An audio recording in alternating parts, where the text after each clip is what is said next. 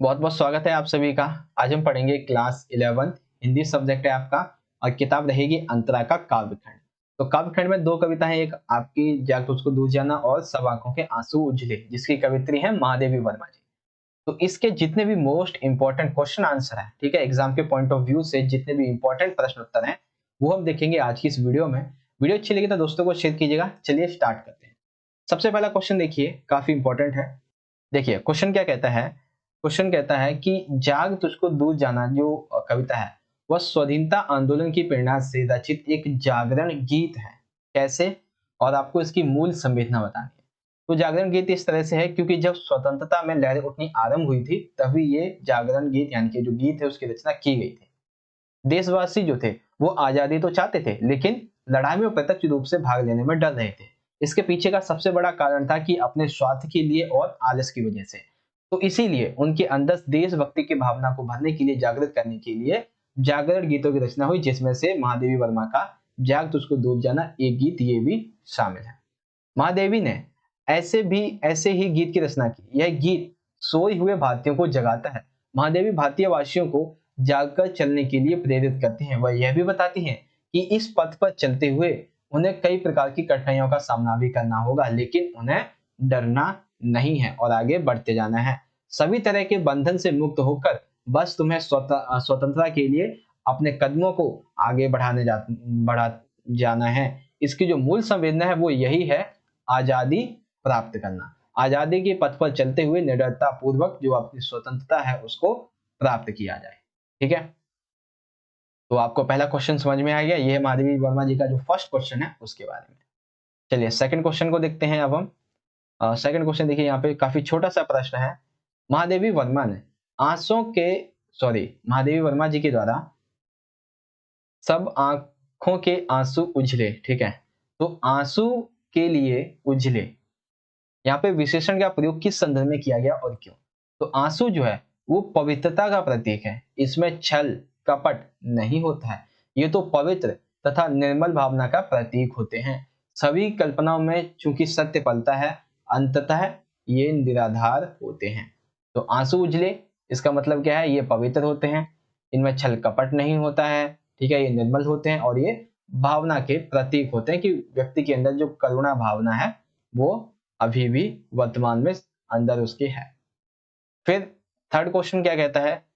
Third कहता है, देखिए, जाग तो उसको दूर जाना कविता में कवित्री मानव को किन किन विपरीत परिस्थितियों में आगे बढ़ने के लिए उत्साहित करती है। तो कौन कौन सी परिस्थितियां हैं? देखिए, सबसे पहली परिस्थिति यह वे कहती हैं कि हिमालय के हृदय में कंपन हो रहा है, इससे भूकंप की स्थिति बन सकती है, लेकिन तुम्हें घबराना नहीं है।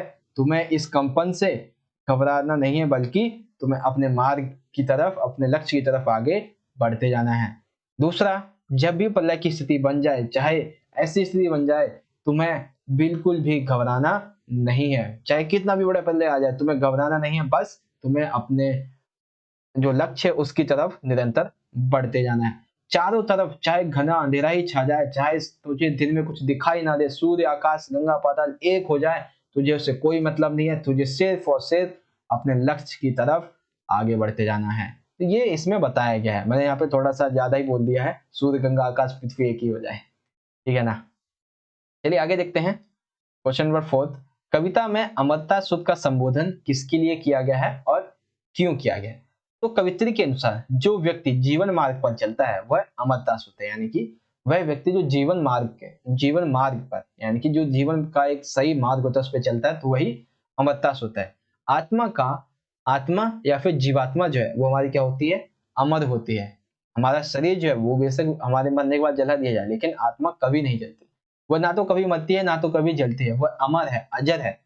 वह परमात्मा का ही अंश है। हमारी आत्मा एक परमात्मा का अंश है। यही कारण है कि हर व्यक्ति में विद्यमान आत्मा को ही अमरता सुध कहा गया है। तो अमरता का सुध का संबोधन किसके लिए? व्यक्ति के अंदर जो व्याप्त आत्मा है, जो अमर है, जो कभी मरती नहीं है, अजरमर है, जो परमात्मा का अंश है, उसे ही अमरता सुध कहा गया है।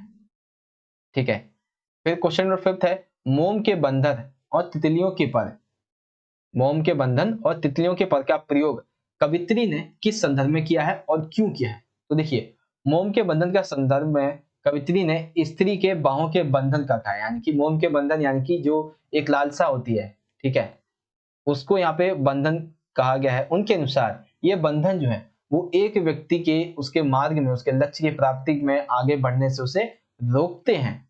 अतः लेखिका उससे पूछती है कि क्या तू इन बंधनों के कारण रुक जाएगा, अपना लक्ष्य भूल जाएगा। इसी प्रकार कवित्री तितलियों के पर्याय, यानी कि यौवन से युक्त युवतियों की, यानी कि यहाँ पे भी देखिए, यहाँ पे सिर्फ कहा गया है स्त्रियों के बंधन की, और यहाँ पे कहा गया है जो नौजवान युवतियां हैं उसके बारे में, क्या उनका जो आकर्षण है वो तुझे यहाँ पे आकर्षित कर लेगा, ठीक है, तुझे इस आकर्षण में नहीं पड़ना है और अपने लक्ष्य की तरफ आगे बढ़ते जाना है, ठीक है। तो ये यहाँ पे बताया गया है। तो ये तो हो गए जागरूक को दूर जाने से संबंधित क्वेश्चन आंसर। अब देखिए जो आपका दूसरी कविता है कौन सी, सब आंखों के आंसू उछले। इसमें देखिए एक क्वेश्चन तो यहाँ पे हो चुका है आपका ये वाला, आंसू के लिए ये वाला, और एक यहाँ पे देखिए सेकंड क्वेश्चन है हमारा, सपने सपने में सत्य ढला, ठीक है, सपने सपने में सत्य ढला। पंक्ति के आधार पे कविता की मूल संवेदना, तो इस कविता की मूल संवेदना ये है कि हर मनुष्य का अपना एक सच होता है, यही उसकी वास्तविकता है, और यही सत्य मनुष्य को अपने लक्ष्य तक पहुंचाता है। प्रत्येक मनुष्य के स्वप्न में वह हर पल रहता है।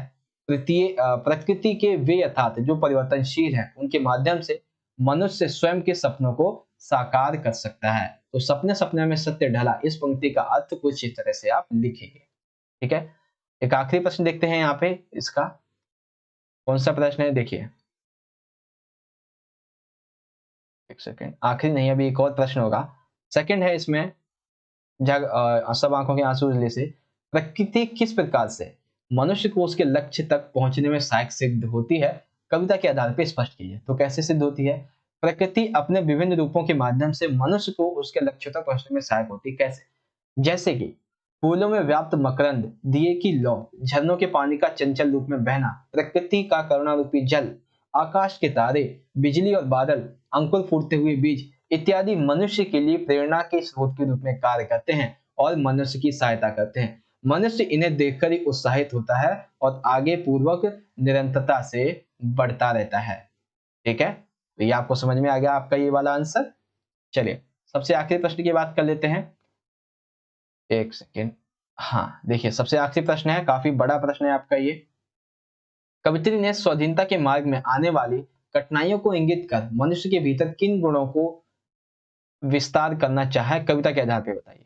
तो देखिए कौन कौन से गुण है, सबसे पहला वह मनुष्य को दृढ़ निश्चय होकर चलने के लिए प्रेरित करती है। इस तरह मनुष्य क्या होगा, दृढ़ निश्चयी बनेगा। वह उसमें आलस्य हटाकर परिश्रम हटाने के लिए प्रेरित करती है, अतः वह उसमें परिश्रम के गुण को विकसित करना चाहती है। वह उसमें उसे समावेशी बनाना चाहती है, यानी कि वह उसे विषम परिस्थितियों में निडर होकर आगे बढ़ने के लिए कहती है। इस तरह उसे निडरता के गुण यानी कि समावेशी बनाना चाहती है। वह उसे मोह त्यागने के लिए कहती है, इस तरह वह उसमें भावुकता के स्थान पर देश प्रेम के बीज को बोना चाहती है। वह हृदय मतलब वह उसके हृदय में मृत्यु का जो भय है उसे निकालकर जीवन का जो एक उद्देश्य है वो बताना चाहती है। इस तरह वह उसके अंदर लक्ष्य को पहचान कर उसे पूरा करने का जो गुण है उसको विस्तार करना चाहती है।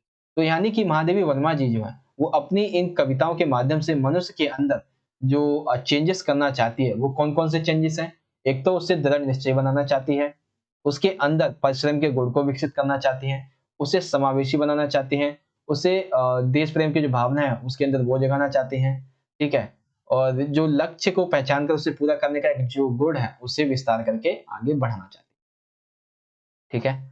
तो यहाँ पे हो गया आपका ये चैप्टर कंप्लीट, ये पोएम जो है वो कंप्लीट हो गई आपकी। पहला क्वेश्चन ये है, सेकंड क्वेश्चन ये है, थर्ड क्वेश्चन आपका ये है, फोर्थ क्वेश्चन आपका ये है, फिफ्थ ये है। उसके बाद जो आपका सब आंखों के आंसू उजले उसके क्वेश्चन आंसर ये हैं और ये वाले, देन लास्ट ये क्वेश्चन।